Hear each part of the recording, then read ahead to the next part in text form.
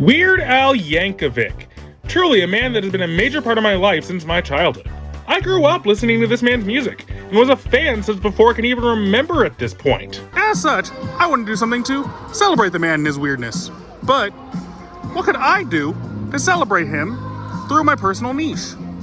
That's when I slowly realized Al has actually had a connection to the theme park industry for quite some time, including participating in advertising, his songs making references to the medium, cameos in theme park projects, his own project that we'll be getting into, etc.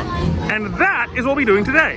A retrospective on Al's history in the theme park industry and his connections to it. Of course, that leads to the question, what was Al's first contribution to the theme park industry? Well, funny enough, it was actually pretty early into his career, as one of his earliest live shows, his third ever in fact, was performed at the Knott's Berry Farm Theater on June 12th of 1981. And trust me, he has done a lot of theme park concerts over the years. So many that it would get monotonous to verbally go through all of them. As such, we'll be scrolling through the listings of all his theme park concerts between the more notable events we're delving into. And thus, let's do this!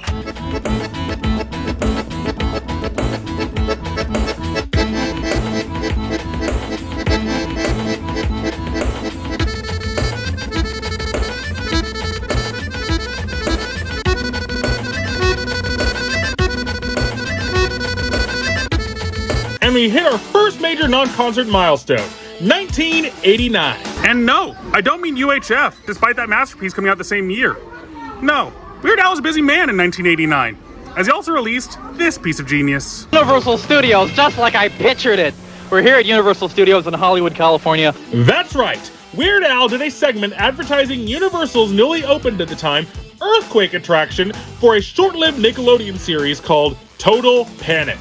The show only lasted for 1 year before being canceled, but the way I see it, it only existed for that short period of time so that the world could get this piece of advertising genius. The nicest thing about this attraction is you can enjoy a delicious, healthy snack without the benefit of electricity. See, you've got your boysenberry juice here. Al? You sure you'll be showing off boysenberry stuff at Universal? I mean, that's Knott's Berry! You have no idea what Universal is capable of. And neither do I. Could someone tell me? That was before my time. I gotta say, it's amazing looking back at this old footage from way back when. As with the guerrilla filming style and commentary on the experience, it almost seems like a bizarre precursor to the park tubers of today. But come on, it's like all major comedic park tubers were somehow big fans of Al and inspired by him, right? Right? Nah, probably just you, Tendo. Yeah, fair enough. Anyway, let's scroll through some more concerts!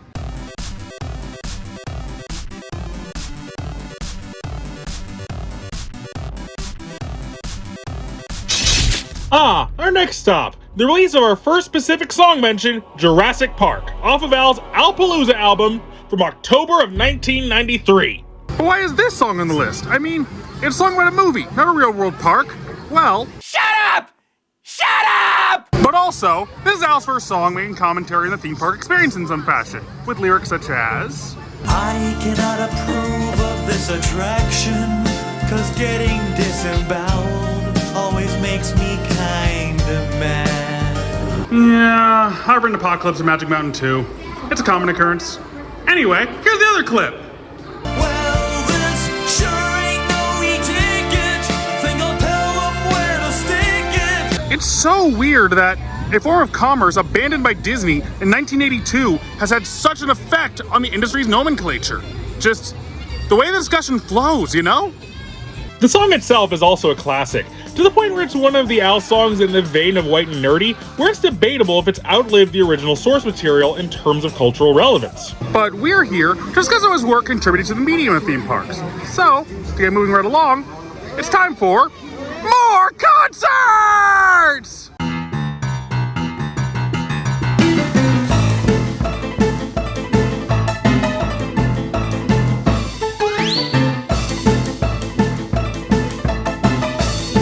Our next entry comes to us from 2003, a small cameo from an obscure little 4D attraction called The Haunted Lighthouse.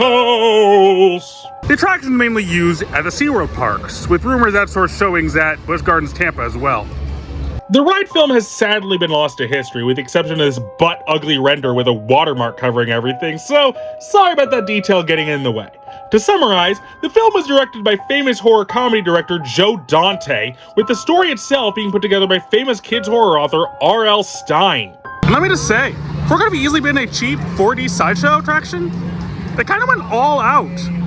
Not only the pre-mentioned direction by Joe fricking Dante, but the cast itself was full of expensive celebrity names, including Christopher Lloyd, Leah Thompson, and Michael McKean.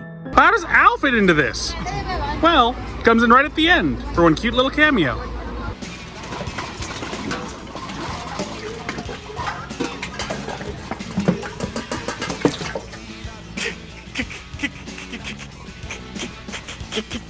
Catfish surprise? That's it. Nothing more. Just that cute little cameo at the end with him as the waiter. He did a great job, and this was a project for a park, so it had to be included, but what more can you really say about something so small? So, more concerts. No. Excuse me? The next milestone is only 2 months away. So there were no concerts between them. Huh. Fancy that? Yes, off of Weird Al's Poodle Hat album, we have A Complicated Song, released on May 20th, 2003. The song may not be about a particular theme park, but it does make reference to one. And it kind of acts as a PSA of sorts in that third verse. I had so much on my mind. I thought maybe I'd unwind, try out that new roller coaster ride. And the guide said not to stand, but that's a demand that I couldn't meet. I got on my feet and stood up instead and knocked off my head, you see. You ever think if this song was from the point of view of that guy from Escape from Tomorrow? I'm just saying, maybe before all this, he had an issue binge eating pizza and found out he was dating his cousin. We'll never know. Weird Al subtly implying the importance of attraction safety rules. Well done, sir. If only more tourists would follow them instead of pulling a Homer. Homie, they said to stay seated! Oh, that's a load of... Anyway, more concerts!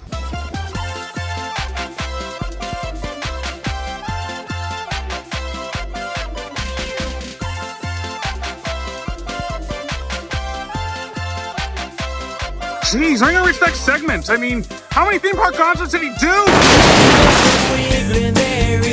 And here's our next stop, Skipper Dan, off of Al's 2009 EP, Internet Leaks.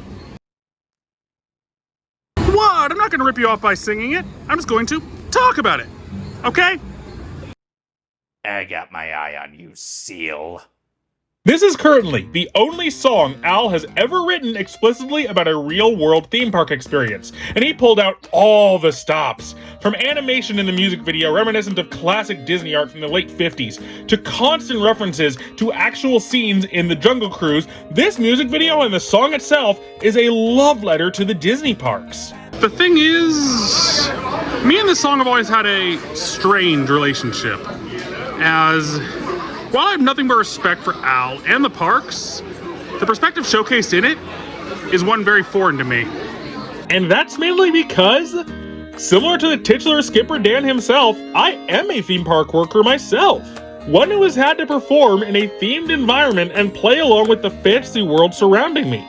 But unlike him, I'm in no way miserable with that aspect of my job. I love the fact that I get to work in some kind of world outside of the base mundanity of reality. That I get to somewhat live in that world. And I'll make the days of guests just the slightest bit happier while being paid to do so. So, while I understand the frustration of not doing what you want in life and being frustrated with the mundanity of one's job, theme park front of house work has always been actually enjoyable to me. And I don't look down upon it as something disappointing to do with one's life. The song's a classic for a reason, beloved by many fans of both Al and the theme parks, and heck, I still love it myself. But it comes from a place and mindset that I personally will never fully understand. Still, the song is a wonderful little homage to the Jungle Cruise that deserves all the fandom and respect it gets. My issues, I understand, are very personal ones, not objective critiques. Anyway, more concerts!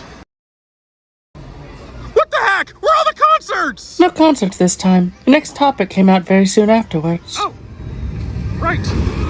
So I guess it's time for the big one. From the Orange County Fair, July 16th, 2009, we bring you the closest thing we've ever gotten to a Weird Al Yankovic attraction. The magnanimous wonder that is Als Brain. Als Brain was a unique 4D simulator experience that was mainly showcased at county fairs. It's an educational film/simulator talking about the inner workings of the human mind and the amazing things it's capable of. Despite never making it into any actual theme park, this is the closest thing we have ever gotten to an official Weird Al ride. And I was there right from the beginning. At the age of 13, I went there to see him in concert and this show in 2009. It was incredible. You see, the show was only shown at the Orange County Fair in 2009, followed by the Puyallup Fair in September of the same year, only to never be seen again. Rumors theorize it may have been shown at Expo 2010 in Shanghai as well, but such rumors are unconfirmed. It's a shame that after so few showings, it's basically become lost media, gone to the ether. So, wouldn't it be amazing if it were recently uncovered? And I just so happen to have myself a copy. I gotta say, the experience overall is unique, reminding me a lot of the offerings of early Epcot and how it handled the concept of edutainment, just with a bit more wacky comedic style fitting of Weird Al Yankovic. But, given this experience's relative obscurity, I'm unsure if my normal riffing style review would be fitting, as the majority of people out there wouldn't have the context for things beyond the segmented way a video like this would present them. So, let's riff the highlights without my summarization. Now, I should point out here that I didn't make this movie for just anybody. I mean, I didn't make it for this guy, or her, and I certainly didn't make it for him. No, I made this movie just for you! Me? What amazing thing have I done to deserve such special treatment? Well, hey again, and welcome to my little 3D movie about the brain. You think Al was a big fan of Muppet Vision? I swear, between that last bit and this one, it just screams Al doing his own take on some of the jokes from that wondrous piece of art. Not that I'm complaining, but if you're such a big fan, why did it take so long for you to work with them, Al? But first, does anybody have any questions? I have a question for you, Al.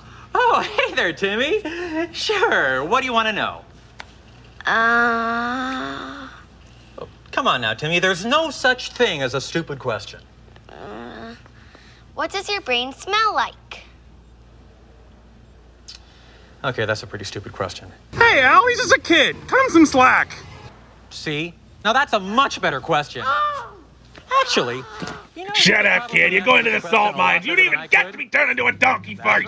Yeah, look, I'm sorry, no offense, but you're boring me already. Can't you be like, I don't know, animated or something? I don't know. Just because something's animated doesn't mean it can't be boring as sin. Just look at the Good Dinosaur. In fact, if you were to unravel your brain, it would be over 3 city blocks long. Should've looked through your biking, dude. Rookie mistake. Hi, Al. I was just wondering, is it true I only use 10% of my brain? Yes, it's true that you only use 10% of your brain. You know, usually that'd be uncalled for, but it's Fabio. He might be right on this one. The certain... Oh, hey, guys. What'd I miss? Oh, hello, Billy. Hey, Norm. You're late. Yeah, I know, but... Ow! Beat it! Yeah, I've been there, Billy. Being pecked down by a bird is never a good time. Does that mean LaBeouf has the power to create Cybertronians? Wow, so you mean I would have a bigger auditory cortex than... No, I was talking about real musicians. Okay, Bird, you did not just say that. I warn you, we have a cat on standby. Sending in the skeletons. There was this guy named Phineas Gage who had an accident at work, and a long metal rod actually went all the way through his head. And there we have another unexplained mystery of the brain. Turns out the accident didn't kill him, but his co-workers complained that he did become more irritable afterwards. Hey, Phineas. How's it going, man? Well, you know, My head still kind of hurts. Oh, again with the rod. Oh, guess who I am? I got a rod in my head and it really hurts. Phineas, you were Phineas. You know what, guys? I'm sorry. I shouldn't have said anything. Oh, is that you or the rod talking? I have a splinter in my foot. You don't hear me. What are you coming back to me for? That joke is brilliant and stands on its own. Moving on. Well. Oh, look! Another joke taken from Muppet Vision. This is getting pretty blatant, dude. It's almost like this guy takes other people's material and twists them into his own form of comedic artistry. Anyway, it ends off with an original song about the inner workings of the brain and how it functions. One that, just like this film itself, was sadly lost for quite some time until recently, despite its dang good writing, just like his other works. And that was Als Brain. A charming little piece of entertainment that I'm glad to see recovered after years lost to the ether. I'd recommend seeking it out if you have the chance. Heck, I'll include a link to its archive page in the description to help. It may be an educational film, but it's a dang good one with good comedic writing and Al's zany style.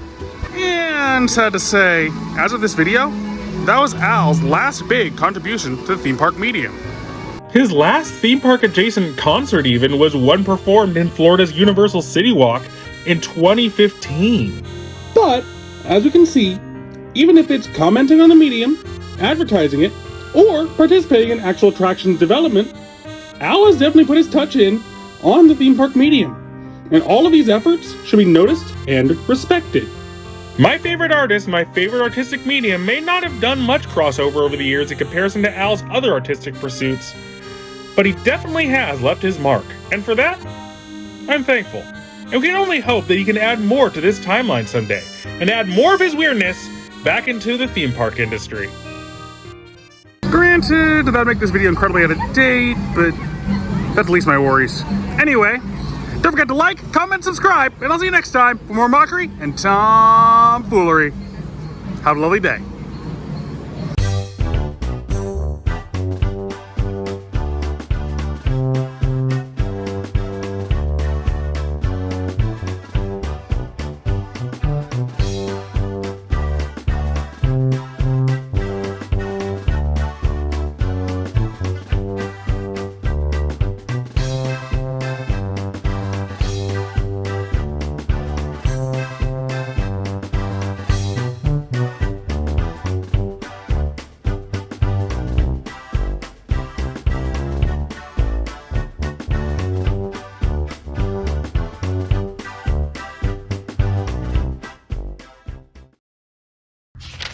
Hey, Puppeteer. How's it going? Oh, hello, Tendo. All is well. What you up to? Just getting back into my studies of the magical arts. With everything that's happened as of late, I've admittedly been neglecting them, sadly. Mind sharing some? Well, here's a spell that can sever a soul from a body. Interesting. Here's one that can create a magical dome that can only be broken by magical means, but blocks all physical actions against it. Huh. Neat. And here's a unique spell I found for summoning squirrels. Squirrels? How random.